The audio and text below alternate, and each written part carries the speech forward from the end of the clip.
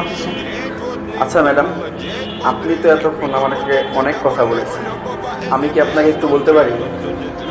হ্যাঁ, বলুন।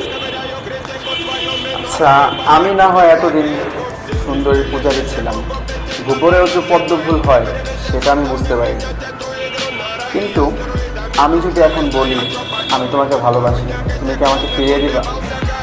কি আবার বলুন। বললাম, আমি যদি বলি এখন আমি তোমাকে ভালোবাসি, তুমি কি আমাকে ফিরিয়ে দিবা? না, ফেরাতে পারবো না, কিন্তু আমার মনে একটা প্রশ্ন।